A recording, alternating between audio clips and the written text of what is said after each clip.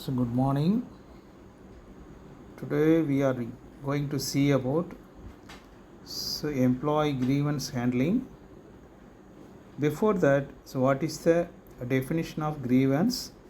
A grievance is any dissatisfaction or feeling of injustice having connection with one's employment situation which is brought to the attention of management. The speaking broadly, a grievance is any dissatisfaction that adversely affects organization relations and productivity.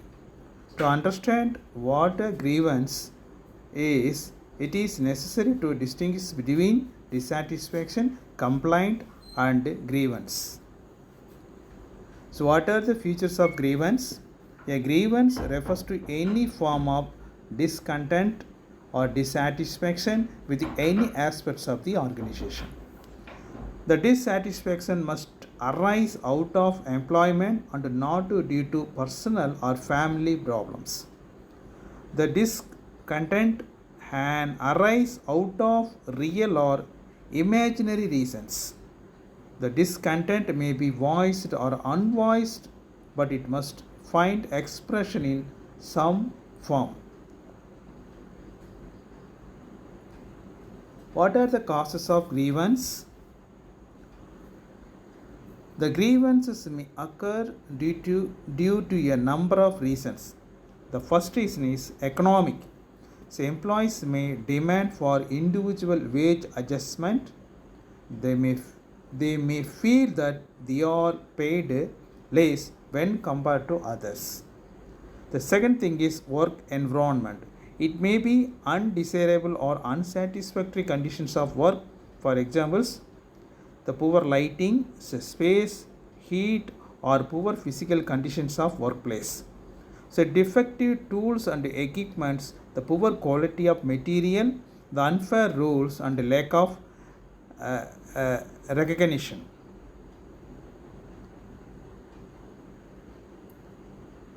The third thing is supervision.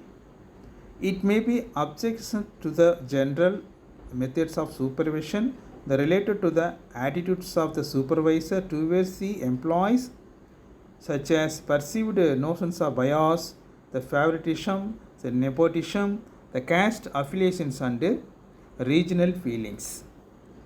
The fourth thing is organizational change. Any change in the organizational policies can result in grievances. For the examples, the implementation of revised company policies or new working practices. The fifth thing is employee relations. The employees are unable to adjust with their colleagues, suffer from feelings of neglect and victimization, and become an object of ridicule and humiliation or other inter-employee disputes. The sixth thing is miscellaneous. These may be issues relating to certain violations in respect of promotions, safety methods, transfer, disciplinary rules, fines, granting leaves, medical facilities, etc. So, what are the effects of grievance? The grievances, if not identified and redressed, may adversely affect workers, managers, and the organization. The effects are from the production side. So low quality of production, low productivity, increasing in the wastage of material, the spoilage, the leakage of machinery.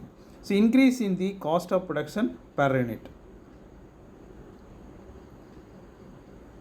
On the employee side, increase in the rate of absenteeism and turnover, reduction in the level of commitment, sincerity, and punctuality, increase in the incidence of accidents, so reduction in the level of employees' morale. From the manager side, on the managers, strained superior subordinate relations, increase in the degree of supervision and control, increase in indiscipline cases, increase in unrest, and thereby the machinery to maintain industrial fees.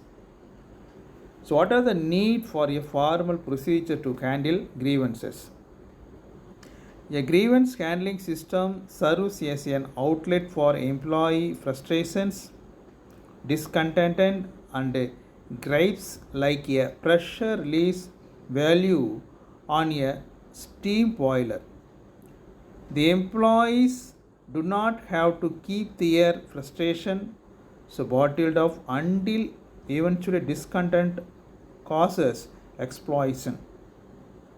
The existence of an effective grievance procedure reduces the need arbitrary action by supervisor because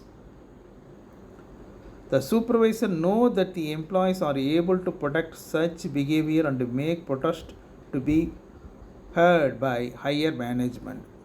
The very fact that employees have a right to be heard and are actually heard helps to improve morale. In view of all these, every organization should have a clear cut procedure for grievance handling.